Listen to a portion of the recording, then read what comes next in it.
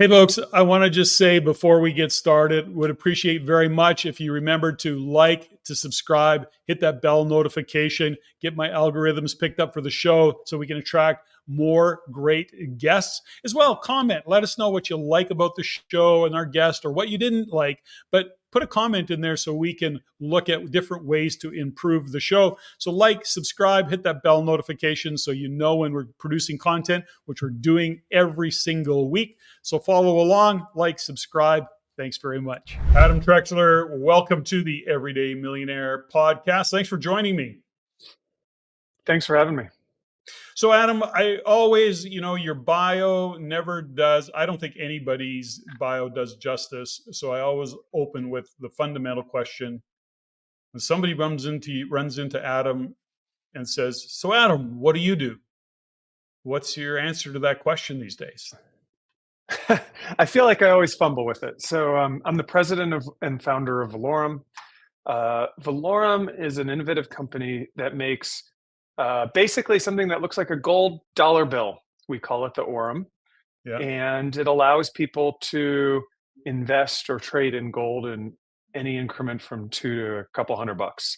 And what that does is it means that uh, physical ownership of an internationally recognized commodity is Mhm. available to all people. Now, it's interesting that I received one of those bills from my brother-in-law some time ago. I have no idea where he got it from, by the way. Ah, He's a definite gold bug.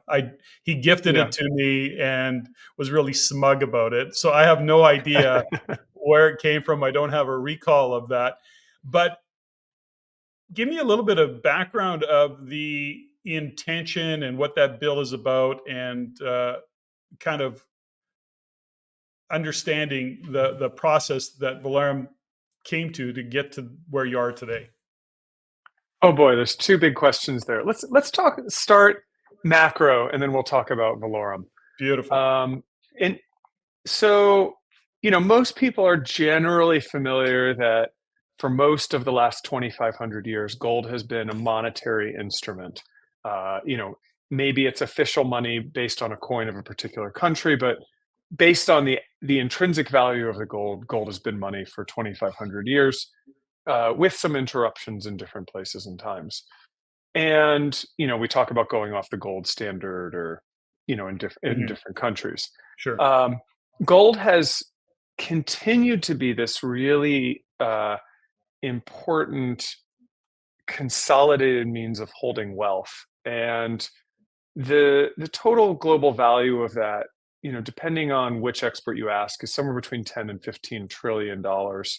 A good chunk of it in bar and coin form, and it just has this extraordinary ability to be very dense in terms of value, to be internationally recognized, and indeed there's in international exchanges like COMEX and the LBMA, where a gold price is set daily. It's very, very liquid and pretty transparent too. So um, central banks use gold all over the world, and people own it too. And most of the demand is international at this point. But it's just this like cornerstone of how human beings store physical value. Um, yeah, go ahead. No, I think there's so much to unpack in the whole conversation Yeah. about gold, especially given what's going on in the world today. So Mm. when you look at, first off, from my perspective, gold really isn't an investment. It's more of a preservation, wealth preservation, Right. monetary preservation, insurance policy, depending how you look at it. I mean, I certainly am a big fan of gold bullion, and Hmm.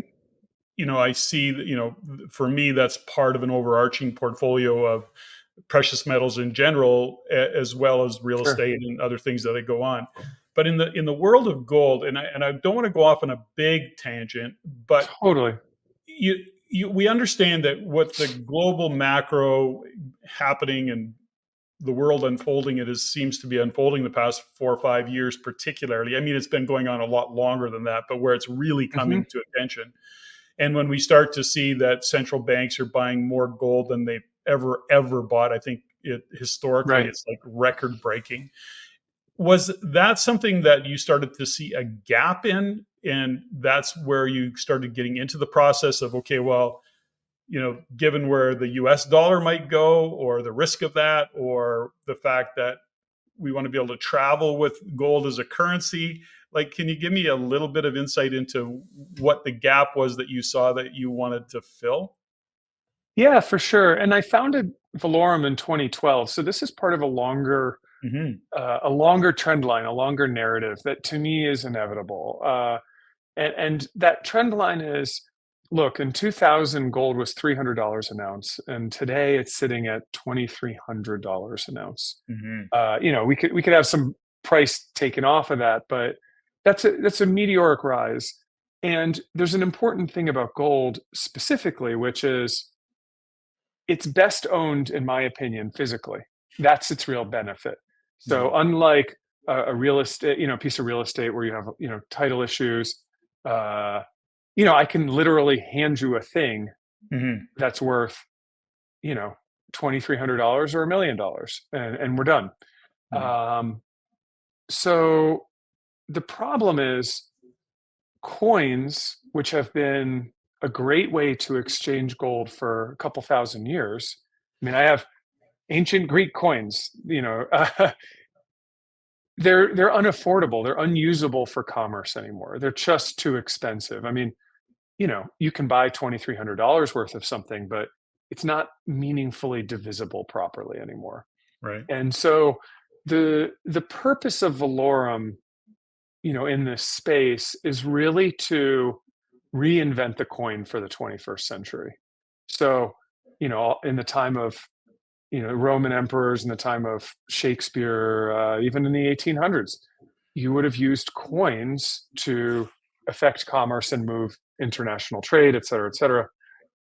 The coin's just too expensive, and it's not a good anti-counterfeiting device. So, what the Aurum is a state-of-the-art nanotechnology where we're depositing the gold atom by atom into a thin film, and we're layering in all kinds of proprietary high-tech security features so that it's comparably difficult to counterfeit as like a US $100 bill. Hmm. Um, that is a much, much higher standard than most of your coinage of the world, which a foreign knockoff mint can just fake. So there's almost no person-to-person trade of gold anymore, Hmm. largely because of those denomination problems and counterfeiting feature problems. And it's really a 20-year-old problem. The big part of that, though, is that it's a $1 trillion problem. So there's this huge breakdown of trust in gold, even as the gold need has expanded exponentially globally.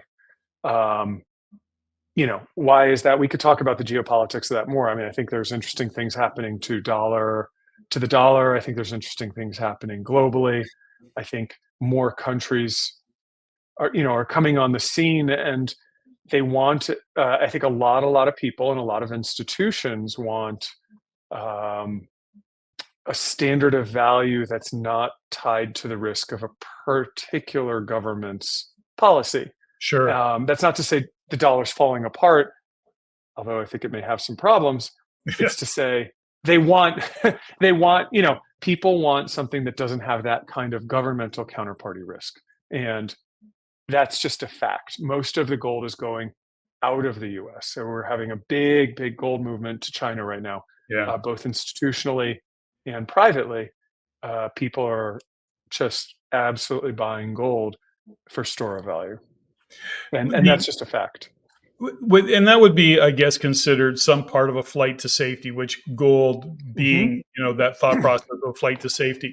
For our listeners who maybe aren't, I'm enough of a gold bug probably to get myself in trouble in terms of what I know and what I understand. I have studied a lot around gold. I had EB Tucker on the show, and I've read his Mhm. books, and I've listened. Listen, I've really engaged in it the past few years, and but for listeners, when we think about gold, I mean, can we break it down a couple things around? You can put a portion of a gold coin in your pocket, and that works. Hard to transact. So hard to Right. walk into a retail environment and say, here's a chunk of gold. Can I, buy a cup of coffee? That's pretty tough to do. So, is it Right. functional? Having said that, I can put a couple of gold maple leafs in my pocket. I can go to another country and I exchange that gold for whatever their currency is, and I would get that rate based on the rate for gold based on their currency. That's all fair statement. All pretty good so far. Yep. Pretty straightforward. So it's a way to, if I walked in there with Canadian dollars or even US dollars into another country, they may look at me a little bit sideways. They may not give me a fair exchange. But if I can get someplace that they'll exchange gold, I'll get their dollars in, and based on what the price of gold is. And in some countries that is higher than in, let's say, in North America slash Canada or the US. Fair statement?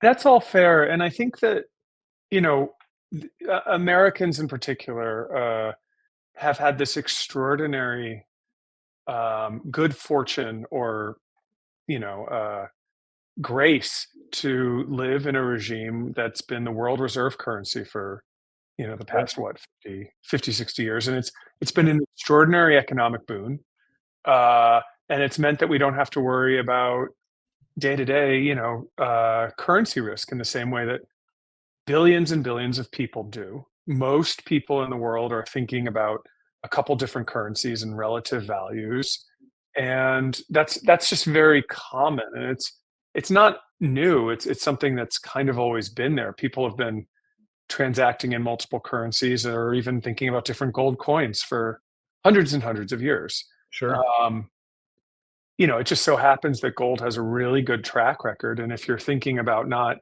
how do I pay my rent, but how do I save for retirement, or, uh, not have my money in the local bank denomination, boy, gold is a great tool for that. And, Mhm.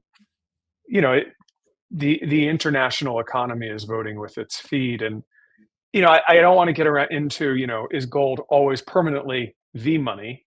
That's Mhm. to me where we get into an interesting historical argument, but one that I think is debatable. What I don't think is debatable is that gold. There's an incredible global demand for gold for good economic reasons. It's an economic tool, a good monetary tool. So you took the basis of gold, what it is, what it stands for. You then really got into technology, and you Yeah, said, okay, well, why don't we make this more practical or more functional? Is that kind of how you would position that? And then that's part one. And part two is, when you have what is your vision for the use of that particular bill? Is it for transaction? Like, here's this, and it's a $20 value of gold yeah, embedded. Here's verification, whatever. We can talk about that. I want to talk about that. Is that kind yeah. of the end game in all of this, Adam? Well, what I would say is, I'd say a couple different things. I think that the core thing is people need tools to store wealth in a dense physical way. Hmm. That entire market is a multi-trillion-dollar market. There hasn't been a ton of innovation in it, and we wanna have the best products in the world for that function. Um, and it's like it's one that's it's really a product thing, but it's also this sort of monetary problem, and it's, like, too big for most companies to even tackle or think about, and that's what fascinated me about it. Um the end game, I think, is that people will store significant amounts of their wealth in this form, but that also they can spend it whenever they like in the increments that they like. Hmm. You know, if I have a piece of real, if I have my single family home, Hmm. uh, and I lose my job and I want, $10,000 to float me for the next however many months, that's very difficult to do unless I do this huge big refinance. But if I can spend it or get back $50, $100, $200, $2,000 at a time at my choice, that's really the ideal thing that everybody wants at every economic level. Hmm. And um, there's nothing that, the exciting thing here is that we're bringing gold back to 90% of the world's population so that a farmer in Ethiopia, a factory worker in China, anybody, a barista in America, all of them can own gold. And people are very excited about that. And it's a really necessary step. The other piece is, you asked about exchange. There's really exciting things going on about that. We've made legal tender at this point for six countries. Hmm. So this is money when approved by a country, and we make currency. The other thing to say is there's like a grassroots movement in the U.S. with another company not connected to us that's setting up networks where people can voluntarily pay for gold, use gold to pay for things like groceries or going to a restaurant or buying insurance or kind of anything you can think of. So um, there's a real hunger for that globally and even in the US. And I think that's awesome. Now, is the U.S. one of the countries that's given it a green stamp? Stamp of We have approval. not, yeah, we have not made legal tender in the United States. Okay, There are some states in the US that have legal tender laws around taxation.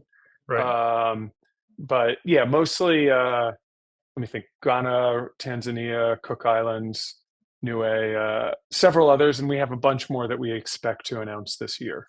Awesome. But to go from a rank invention to a legal tender, I think is a tremendous milestone for any invention, particularly a monetary one. I love that aspect of it. And before we get into and going on to the story of how it kind of came to be, I think it's really what I'm trying to do is create a foundation, a base for the understanding of gold for this particular audience, given that we talk about wealth preservation, we look at what's going on global macro. I think that it's important for people to understand that, you know, there's always the strong argument that, gold's just a rock. It sits there. It doesn't pay yield. It doesn't, all of the stories that are wrapped around gold, why it's not a good investment. And I think it goes back to what we said earlier, which is it's not really an investment. It is something about, it's more of insurance. It's more wealth protection, if you will. There's a story, and I'm sure you're very familiar with it. Back in the 30s, if you had an ounce of gold, it would buy you a meal, a suit, and a room for the night. And Mhm. and now this many years later, 60 or whatever years later, it does the same thing. You can still buy a really great suit, great night out on the town, including a room. So, that's the part of the store of value. And, when we look at having money in the bank, as much as people talk about liquidity and staying liquid, yes, I agree, cash is great.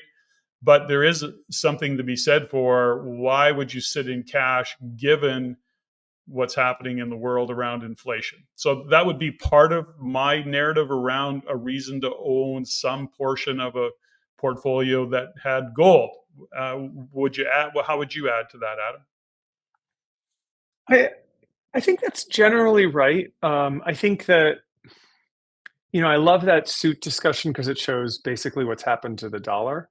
Hmm. But what I would say is, look, there's a gold has outperformed the dollar over the last 24 years or so, Yeah. and in other places even more so. We're working in a country right now that has 45% inflation and trying to bring it to that country.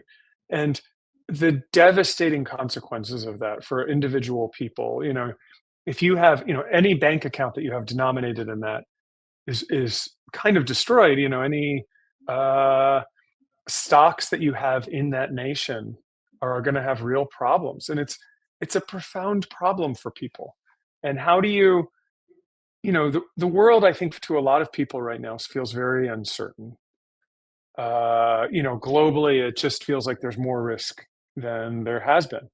And, looking to that, what can you do to protect yourself that is not so dependent on your local conditions or even your national conditions. Hmm. Um, and that diversification that you were talking about is really profound. So I like that very much. So let's talk a little bit about the journey to get to where you are, where the idea came to you going, what can we do? Why don't we do this? Like, I mean, what is your background that you would actually have this idea and this thought process? Because I met you, and I can't remember the name of the show that we were at in Vancouver, and or it was the It was first the time. Vancouver Resource Investment That's Conference. right. Yeah, Yeah, yeah. Vancouver Resource Investment, and it was great. I enjoyed it, but I was really intrigued. Number one, with the innovation. Number two, the look of the Mm. bill. The fact that I had received one as a gift from my brother-in-law was kind of, funny in terms of, oh, okay, can I get some of these now? Anyways, the long story is that I was really kind of intrigued by all of it, and I love conceptually what you're doing. But how did you get there? Like, how did we get from where you were to where you are today? What was the idea? What was the background? It's a funny, weird story, you know. So in my early 20s, I worked in venture capital, helping structure and fund, early stage startups, and connect angels to um, you know entrepreneurs, everyday entrepreneurs with a good idea. Hmm. Sometimes a mediocre idea, but we hope for a good idea. Sure. Uh, and I really found that I didn't necessarily have the same passion for every entrepreneur's idea, and that really motivated me. Or so, um, you know, being emotionally connected to it really mattered to me, and I've always had a kind of desire to help people and engage with ideas, and I thought an academic career would be what I wanted to do. So I went back to school. I got a master's and PhD, and a lot of my PhD became about um, trying to understand the history of economic ideas as the UK went off the gold standard, Mm. and really thinking about almost at a philosophical level. Historians look for these junctures where things change very suddenly, and that explains what something is. And I just got obsessed with this historical, sociological, philosophical problem of what is money actually, and how has that changed? And that became a very good kind of crux for that, because a lot of people were talking about it in the early 20th century. And I just was obsessed with that question, and it was a very weird one. I was like, what is this symbol that paper is? Why do we spend our whole lives doing that? Mhm. Why is metal any different? Why do we exchange labor for paper? Why does this thing why do these bits of paper, or entries in a balance sheet, checking accounts, etc., why does that organize society and create an extraordinarily complex and productive society? Mhm. um, I mean, Valaurum has over 50 employees. I don't think many of them are coming to work without dollar paychecks. Like, it still works, right? Like, Yeah, it's not just it's for not a sure. theory. I mean, there's philosophy, and then there's like, we're all pretty motivated by money, like it or not, right? And that the the power to organize society that money has was just something that was like endlessly fascinating to me, and 20 years later it still is. Well, um and so, yeah, yeah, go no, ahead. sorry, go ahead. No, I don't want to interrupt you. Go. um so then the next stage was, I learned about this physical vapor deposition technology that two inventors were experimenting with to create bills. And I saw it and I said, this needs work, but this is world changing, because I understood the history of gold. And I understood the kind of longer sweep of monetary history. And I said, this is just going to be important. And I wasn't sure exactly how it worked, but I started working with them in early 2012, and really did a lot of due diligence about the technology, and also my own research about where I thought it could go. And, my background let me negotiate with them and start working with them, and then, take it forward with Valaurum. And then, um, it's a long story from 2012, but that's kind of how I got there. I was passionately involved in a question, and that question drove me to recognize something that I thought was innovative at a level that was far beyond something else I was going to see. So I Well, just had to get involved. I was compelled. the question of the question of what is money is a really big question to ponder. Yeah. When we think about fiat currency and the evolution and the change and coming off the gold standard and all the things that have transpired, you saw this technology early on, you embraced it, you become a part of it. Now, since 2012, were are have you been spending a lot of time refining the technology, and or has it been primarily, okay, we've got this, we got design, we got to work on the design things, the technology's proven, we can do this, and then is a lot of your job become to say, okay, how do we make this valid, how do we give it credibility, how do we actually get it and fold it into being a currency, and in this case to these days, about being a currency in other countries and hopefully one day North America. So like, is the technology that you helped and were part of, was that always pretty solid and then it evolved? Like what's been going on since 2012 when you first, what's been the kind of primary driver behind Yeah. you? So it's really a few different eras. But I would say that, it was very, very difficult to make. So Mm, that atomic deposition process that I talked about before, it was hypothetically scalable, but extremely difficult to make products. And so, um, in the beginning, it was probably $30 to deposit $2 worth of gold. It mhm. was not a very good Not value good. proposition. Math And, wrong. I would say for the first 8 or 9 years, uh, we worked and have, cut the production cost of that in half Mhm, every year. And it was all through hard work, developing trade secrets, developing processes. It was brutal. I mean, I'm based in Portland, Oregon. Just down the road is Intel with, their, one of their biggest facilities. And we get a lot of technicians from Intel.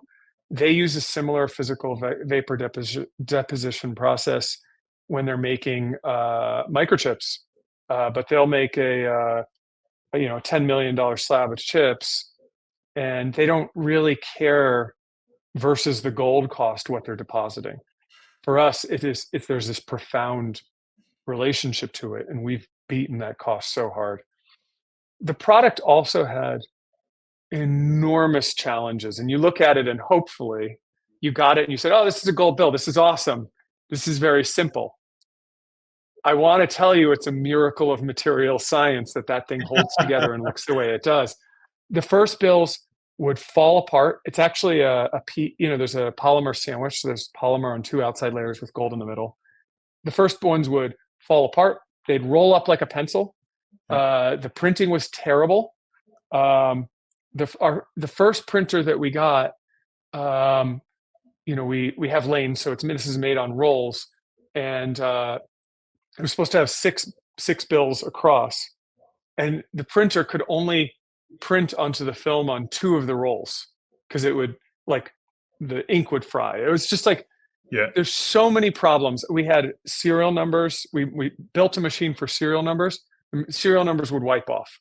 The whole thing would fall apart, and then delivering the right amount of gold was a problem. And the hardest thing was actually making meaningfully different bills. So when I started, we could do a 20th of a gram, which today is about 350 worth of gold. Um, but it took years and years and years to successfully develop a product going up in value. So now we've, commercially sold a 20th of an ounce product about, I don't know, $100 worth of gold today. So, but I'm going to tell you that that was from 2012 to 2019 it took to get there. Um, so, and then that's just making the product not suck. Then, Yeah. there was a tremendous amount of work done to start to layer in anti-counterfeiting features. So now, we have all this kind of micro printing, and the gold is actually structured around the printing in such a way that you can even have a serial number in the gold embedded in itself at a nanoparticle level, at a molecular level. Um, we have, for some of our bills, we have a lot of, central bank level anti-counterfeiting features. All of those had to be integrated into a process that was never intended for them to be. Making a gold bill is completely different from making a paper or polymer bill like you might have in your wallet today. Mhm. But the capacity to layer those two things together, although very, very difficult from a material science standpoint, um, it gives it a level of anti-counterfeiting that's extremely difficult. And we have people like Kerry Corbin on our board of advisors who, used to work for the Secret Service catching counterfeiters. And then worked for one of the major currency printers of the world. We have John Cameron who worked on the $100 bill, at Treasury. So there's a lot we've done there, and it ain't easy. But if you look at it and you say, "Oh, it's a gold bill," then we're delighted. So, It's a uh, cool looking yeah. gold bill too. It's a Well, very cool. thank you, thank I you. love it. Do you happen to Yeah, have one on your desk? Is there one that you can hold up to the? Do you happen to have one yeah. I got a extended? bunch on my desk. Okay, Here's 50 milligrams. Like I said, this was the easiest for us to make, but I love come it. tremendously in terms of design and I mean, doing that left is to right a anti-counterfeiting cool. features. That's a cool Yeah, looking product right there. But yeah, and you can have these, and now you can send one. Don't do it. You can send one through the washing machine, and I have one board member who has incredibly meaty hands, and he loves to like yank on the bill and show that it won't break. It's a really durable product. It's a good product. Um, Anything physical you can destroy, but it has a lot of integrity, and it took years and years to get there. There's a lot in what you shared in that story, and there's a lot of different directions I want to take the conversation. But first and foremost, you're a dozen years into this, Hmm. and you've gone through all of what you've gone through and the challenges that you've faced, Adam. When you look and think back in terms of maybe initially when you met the guys who kind of had the technology and were doing what they were doing, and you saw it, you linked hard to a vision. You connected hard to Hmm. whatever that vision might be. And, in spite of the challenges that you faced and at some degree continue to face, the tenacity to continue and to carry on and go forward. And I'm sure investors you're answering to and all the rest of it, that's a lot of pressure. What is it about the vision? Like, give me some insights into what keeps you going. Why haven't you thrown in the towel? Why are you still going, no, this is. Now, I agree, by the way. I think it's cool. And I'm an early adopter of this Yeah, kind of stuff. It just intrigues me. yeah. But I want to know from your point, how is it that you stayed connected to that vision? It's a bunch of things, and I think any entrepreneur will probably tell you it's almost like you need to keep reinventing it or Mhm. finding new reasons. At base, there's a couple things. I think first of all, um, I was once a PhD student with student loans, uh, really struggling to pay basic bills and really suffering from currency exchange between the pound and the dollar. So it's very real to me. And um, I have, this intrinsic belief that this technology can help billions with a B, billions of people. Mhm. So that kind of gives me a passion. The other piece, and I think it ultimately innovation works when it actually solves a problem or helps people. Mhm. And I really believe in that. And if we're not doing that, then you know we probably ought to be, because that's where the success is.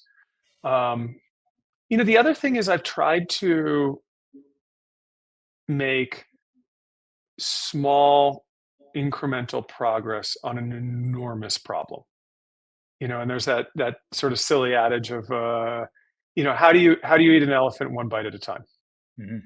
And we couldn't reduce the cost of depositing a gold $4 worth of gold to $2 overnight. It was inch by inch, and every incremental development, every sales development, and then what I didn't say is the last 5 years have been all about scaling our capability, because we went into 2019, and then all of a sudden, like, we got enough done that the market took off with it. It was like there was enough development done. We've done more development in the last 5 years than we did in the first seven, honestly, probably four times as much. But we got to this point in 2019 when all of a sudden the market said, "Oh, we get it now. Okay, we're buying it," Yeah. and we doubled our capacity again and again and again, very, very quickly. But it was very hard for this nanotechnology product. And we saw that the market was there, and we kept going, kept going, and kept going, and kept throwing fuel on the fire. But building custom machines that have to be engineered is not the same as replicating software. Mhm. So that side has been very difficult, but very exciting. It's like the if you're doing something and you're winning, that's super motivating. Yeah. But you still have to keep doing it. We're at the infancy of the vision. I Mhm. keep saying, last year we proved the concept. I've been saying that for 11 years. For the last five, I think we've doubled every year for the last 5 years. Yeah. And I keep saying, "Hey, we proved it last year." But we just have to keep growing and realizing on that vision, and we're nowhere near where I want to be.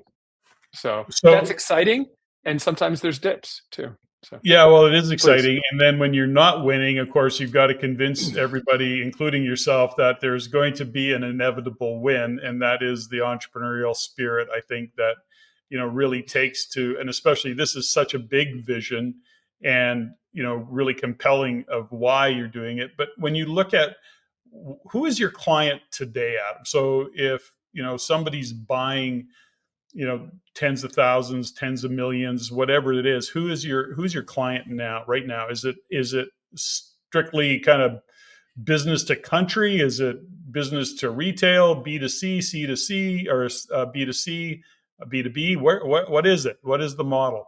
Yeah, so we are mostly selling to three things: countries, Mhm. uh, to marketers, and to retailers. Mhm. So we're really not dealing directly with the public very Yep. much at all.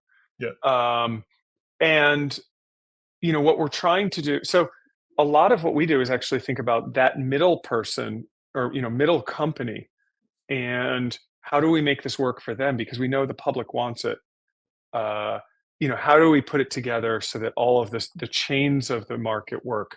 And what's unusual about what we're doing that's different from a product you might list on Walmart or Amazon is we really want it to be resellable. So how do you create something that has a market for it, and how do you stimulate that out of absolutely nothing? How do you go Mhm. from nothing to a circulating market? That's a complicated question, and it needs a bunch of participants who are not us. I mean, you know, we can't be the market. That's not a true market. So, how do you put that together? How do you involve different players who are established but used to doing something very different? Um, it's an interesting problem. I feel like we're setting up, or like rebuilding an economic society or something. But it's kind of fun.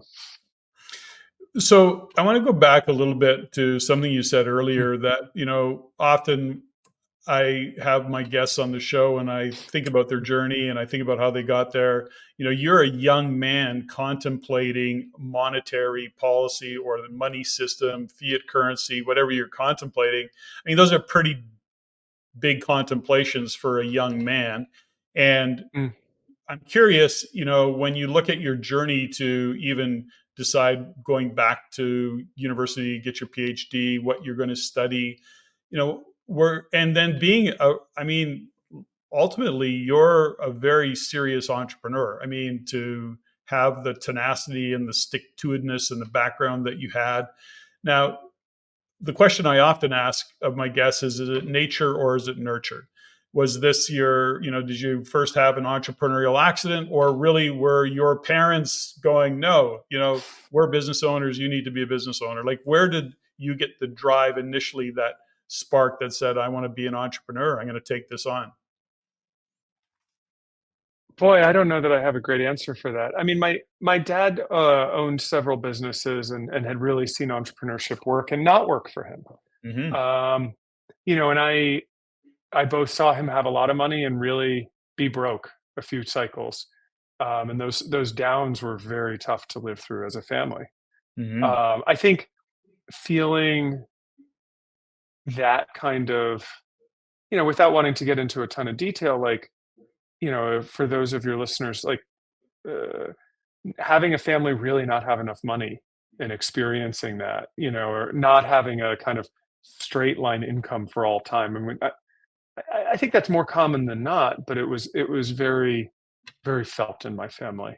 Hmm. Um, I would, I think I've always had a bit of a competitive streak. I was a swimmer. I kind of like that, but I've also always been driven by curiosity and big ideas, Hmm. um, and just wanted to understand them or think about them, and so I think my I would say that my curiosity and uh, and then some bloody mindedness that's kind of carried me through. Hmm. Sure. And there's been a lot of bloody mindedness because there's been a lot of parts as you mentioned. So Hmm. I don't know if that answers it or not, but Sure. I uh, mean, yeah, yeah, I know that sometimes we don't necessarily take the time to reflect and say, what was the journey to get here? But, when you look at what you've endured in even this particular project over the past dozen years, the challenges that you've faced, the things that you've had to do to, lead a team, build a team, to, get out there and convince investors and or keep people engaged. I mean, those are a lot of talents, that have to come. mm, Now, I get that you probably did a great job of delegating and surrounding yourself with the right people. And, just in the context of building that business and, lessons learned along the way, you know, when you consider the intellectual part of you, the competitive part of you, you look at, the kind of fundamental understanding of economics, the study of money. Then there's the practical part, okay, that you also were responsible for driving the execution of the business, like mhm. you're moving things forward. Now, along the way, we like to be and we need to be, as entrepreneurs and business owners, we need to be good at a lot of things, but we can't be great at everything. When Right. did you kind of go on the journey of going, okay, this is what I'm great at, this is who I need to put in place? Were you pretty instrumental, or were you of that thought process of how do I delegate to people that are smarter than me in any given area? I would say so. You know, I think the real joy of this journey for me is I had a high level of confidence that nobody knew how to do this. Mhm. So if I was the first one, nobody could be worse than me. uh, but having said that, um, if Valaurum has been rich in one way, it's the people. And I couldn't afford hardly anybody for the first 6 or 7 years, is the truth. It was a very small company. But Sure. the first thing I did is I built uh, a really extraordinary board of advisors that was far bigger, far better than anything the company had any right to be. And I we got there by trying to meet really wicked smart people with incredible CVs and saying, hey, this is what I'm doing. Would you be a part of it? Would you be a part of it, not for stock, but maybe for I mean, maybe not for cash, but maybe for some stock? Would you just lend me your attention? And I'd try not to annoy them with my questions. Mhm. And I got so much wisdom from that. Unbelievable. And it continues to this day. We have an incredible board of advisors that's gotten better and better and deeper. And we've just been helped by extraordinarily talented people. And then as we got more money and as we got scale to have more money, I mean, when you're selling 5,000 bills a month because that's all you can make, it's really hard to have meaningful revenue. But as we started to get scale, and I'm going to tell you, those 500 bills in a month, that was really hard. It was really hard to sell them. It was even harder to make them. Mhm. Now we can probably do 1,000,000 bills in a month. In some ways, the 5,000 were tougher. And, because there's no process behind it. Anyway. So as we had more resources, I've just tried to get the best people I could.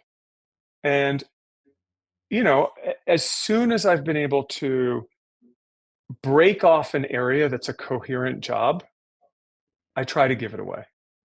And there was this moment when I was making an org chart a couple of years ago. Uh, I think we had 30 employees at the time. And I suddenly realized I was doing like 7 nameable jobs. And I was like, I got to figure out how to get rid of as many of these as possible. Um, and that continues.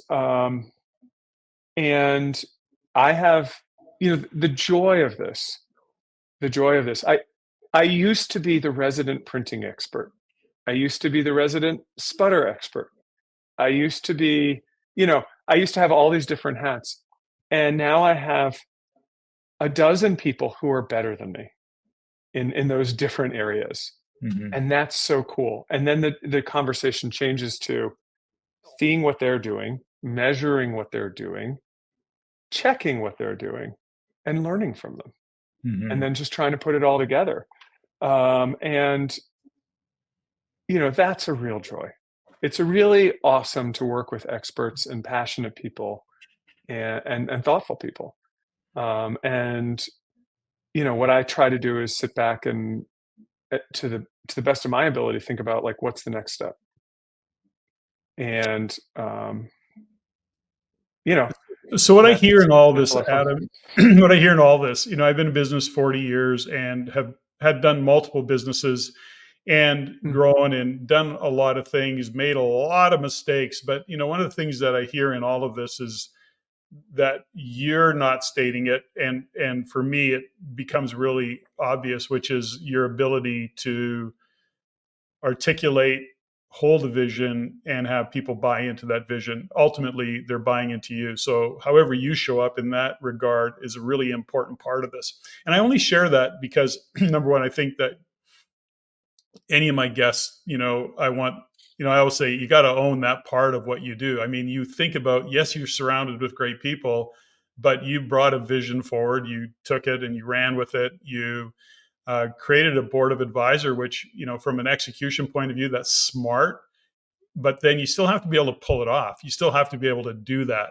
And that's really a statement of character. I'm sure it was not always easy to walk up to somebody who you held in some form of esteem, had some form of, putting them on a little bit of a pedestal in their area of expertise, and then approaching them and then having them buy into the concept. I mean, that I think is a really big part of the success of where you've come to. And I just want to shine a light on that because sometimes my guests are a little bit more humble and they don't. So I wanted to really shine a light well, on that thank and you. say, well done, good job. When you look at the vision today, aside from the execution of, being able to, develop and create this particular product and get it out on a bigger scale, do you have a vision? Are you connected to, I know that you're connected to how you want to have an impact on the world, but you look at it and go, this is a $1 billion company one day. Do you have those kind of things in mind when you're looking at developing the product? Um, yes, I do, and I'm not going to say the number, but my ultimate dream is that the value of the company is denominated Mm, not in dollars, but in Aurum. sure. And I Got want it. you to think about what that would have to mean. Mm, That's where I'm headed.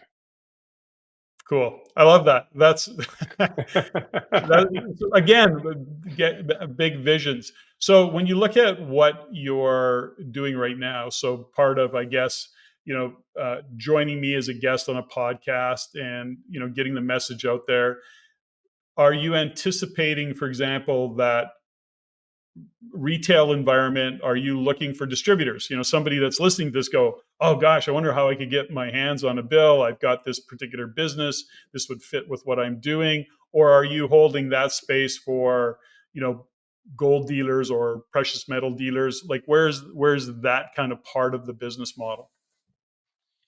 Yeah, some of both. So we're always interested in new ideas, new retailers. We have a pretty good distributor network right now.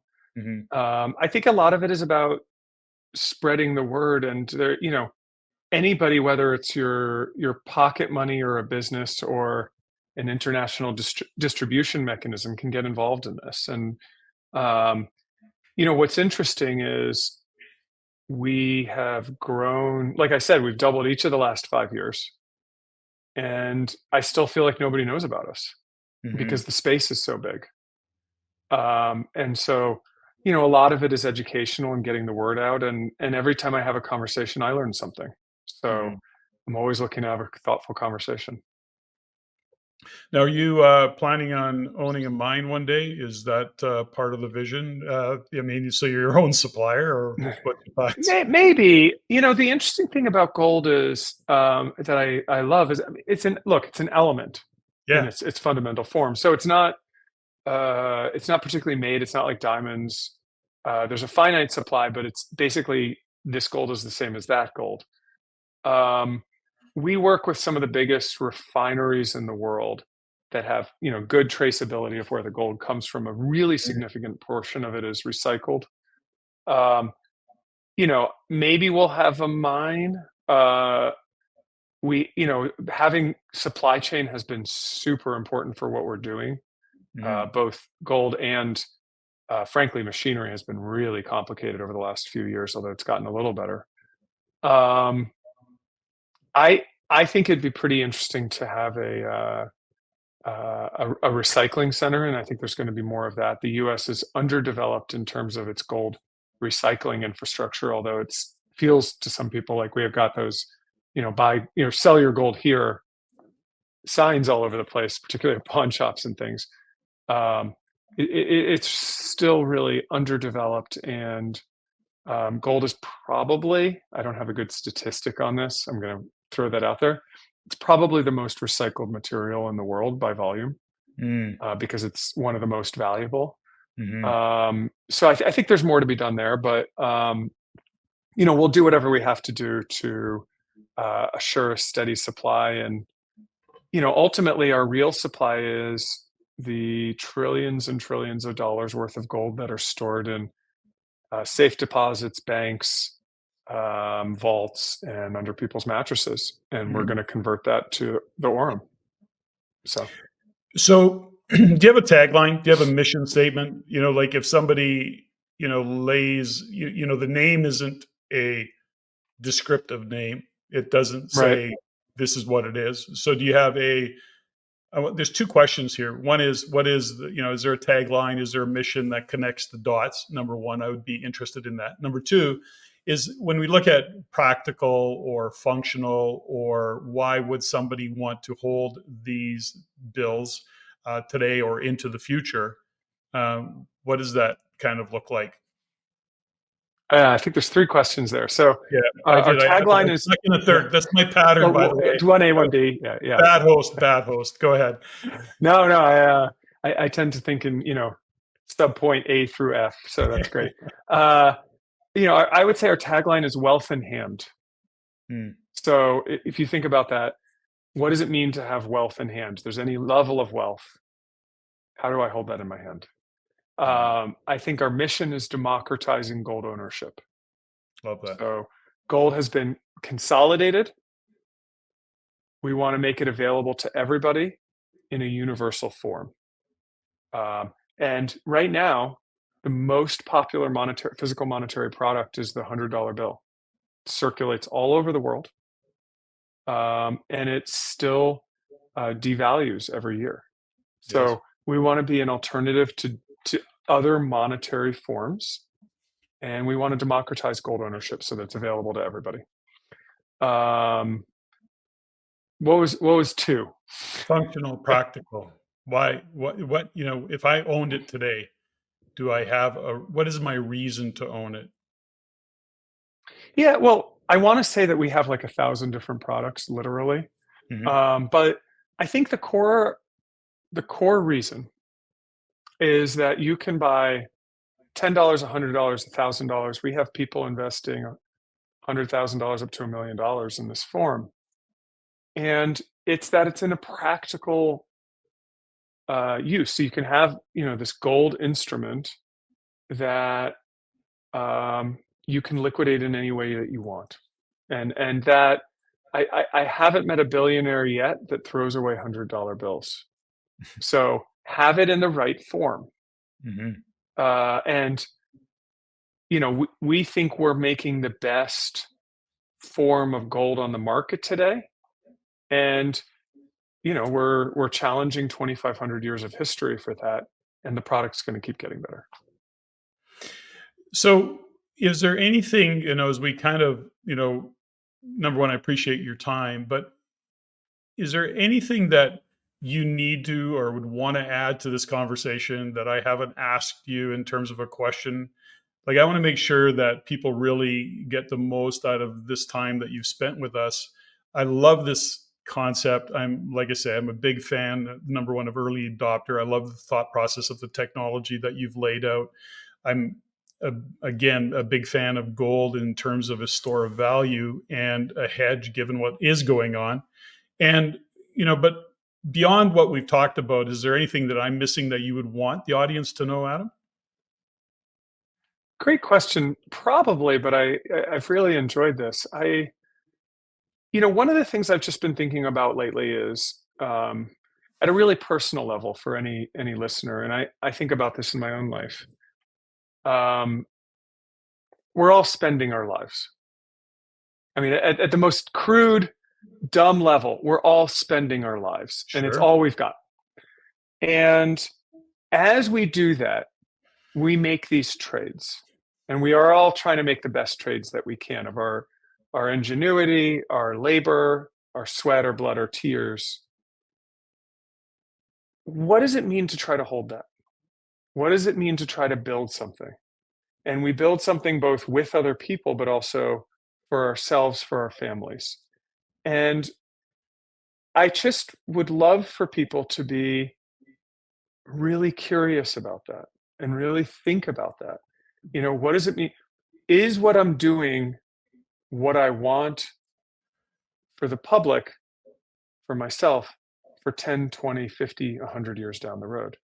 Hmm. And, what I'm trying to do is create something that I could give my daughter, and I would have real confidence, meaningful confidence that it's of value. And the Aurum is not the only thing I do about that. A lot of it is about investing in her education or about how I think she might want to live to be happier. You know, um, I work and I pay people in dollars. I'm not saying that's only the Aurum, but what is value and how do we keep it? Those are my questions I'd like to leave people with. Beautiful. I want, can you share with me how you came to the name? Yeah, sure. So it's kind of funny. So the Aurum is based on the Latin for gold, Hmm. but it was a coherent product name, and actually Aurum, that technological stack of the Aurum, it can be applied to silver, platinum, copper. We've made bills in all of those forms. So Aurum comes from that, and that's our trademark for the product or the kind of technology stack that makes that product. Hmm. Valaurum, I was in the midst of negotiating a worldwide exclusive license and didn't have a product name. And one of the inventors, or didn't have a company name, and I Yeah. had to form the company. And I was so, And so we talked about what if it's valuing the Aurum, and that's where Valaurum came from. And we knew that it would be trademarkable because it was a wholly invented name. So Totally. that's how we came up with Valaurum. I love it. And I'm glad that I asked you the explanation of it because it's a great story. So as we wind the show down and let you get on your way, there's always just some quick questions, some what we would call rapid fire that are never quite rapid, but we ask them anyways just to have some fun. And, Sure. really easy questions, Android or Apple? I used to be Android. I'm now Apple. I love the customization and process of Android. Yeah. I'm trying not to think about my phone. Very good. I used to be Android and I went to Apple and yeah. So anyways, Yeah. I'm converted. So I have other tech problems I'm trying to solve today. good for you. Do you have a favorite song, a favorite band, music wise? Are you a music guy? What do you listen to? Oh, so much. I grew up on The Cure and Depeche Mode. No? Still like it. Yeah. Yeah. Very good. Yeah. Favorite movie? Uh, I don't think I've got one of those either. The one that pops into my head is a really obscure, black and white 26-minute movie called Hiroshima Mon Amour. Okay. It's about nuclear holocaust. Okay. Given your story, Joyful. Yeah. I'm not surprised by obscure movie. It actually almost, yeah, okay, that's not surprising at all. That's Yeah. awesome. Okay, so your room, your desk, or your car, what do you clean first? My car's a mess, so I'm gonna say room. Oh, there you go. Okay, and favorite swear word?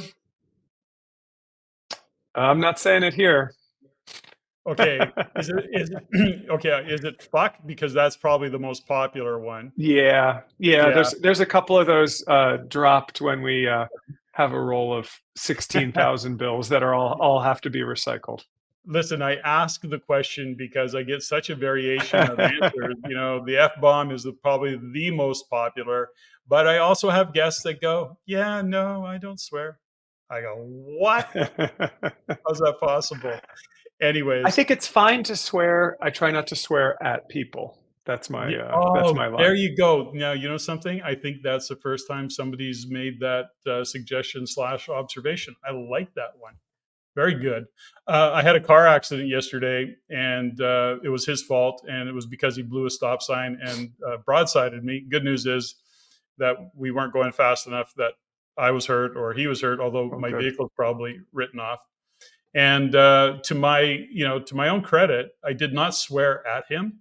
I didn't Good. even get pissed off. I was just like, okay, it is what it is. Anyways, that's just a random observation of my own actions yesterday as I get a little annoyed with the bureaucracy that I now have to go through on the insurance side of things, but that's a whole different conversation.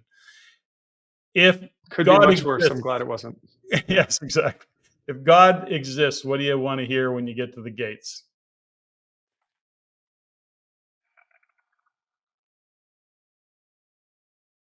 I guess welcome home. There you go. Love it. And final question, Adam.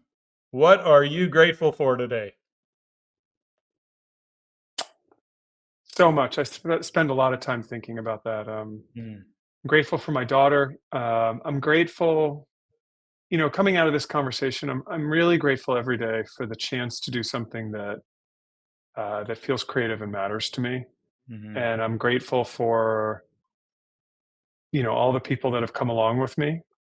And I'm grateful to get to do something where I still learn every single day. mm. That's so great. I am definitely grateful to have had the opportunity to speak with you. And, I've never really, I don't think I've ever done this before. Some Cole's notes only because of where I'm at in the space is that, my observation, I use some phrases that are really up for me right now, which is clarity equals velocity. and that high performance is a result of low tolerance. And when we live a life that is aligned with our values and our vocation is part of that, we use that cliche of when your vocation is your vacation, you never really work another day in your life. And ultimately, that doesn't mean you don't work hard. It means that the work you're doing is meaningful to you, given what you're doing. And in all of that, what I see in what you, Adam, have done and your team and the path that you're on and the mission that you are on to make a difference in the world is very aligned with who you are. And I'm grateful for what I took away in this particular conversation today. So I want to say thank you for that. Like you, I'm very grateful for my adult daughter and grandchildren and my significant other, my wife, Stephanie. And so thanks for joining me today. It's been a great conversation. I appreciate it very much. Thanks, Patrick. I'm really moved by what you said, and this is going to be a longer goodbye than I think you intended, but it's just so intrinsic to what we do. So if there's one good thing about our technology, it's very expensive, it's very difficult to practice. It's that we have an extraordinary level of precision, and so we're putting down coating surfaces of gold that are 300 nanometers thick. 300 billionths of a meter, not centimeters, not millimeters, billionths. So we are searching for precision of 1% at that 300 billion nanometer level. Wow. Over film that's 2 miles long. All of it has to be that uniform. That's why this is tough. Now, here's what I want to say about that. First of all, we still have an error bar. And what that means is we're constantly still trying to pull things into tighter and tighter precision. And that's the real work, is focus. And focus isn't permanently achieved, it's continually achieved. So that's the first thing I'd say. And then the second piece, and it's one of there's a lesson behind it, is everything has an error bar. Everything is plus or minus, but it's where you set your error bar. So if we say we're going to deliver 300 nanometers of gold, our error bar is not 297 to 303. It's actually 300 to 306. So every error, we set it to hurt us so that we always, always, always deliver the gold. And that relationship at a very technical level to our customers, to our vendors, to our collaborators, that's how I want to do things. Always getting tighter, but always delivering to the other person. When you give that description, so thank you for that, but you also give a real definition to integrity, not just integrity of delivering and doing what you say you're going to do, but the integrity of what you deliver in a product. And it's fantastic. Again, Adam, thank you so much. Thank you, Patrick.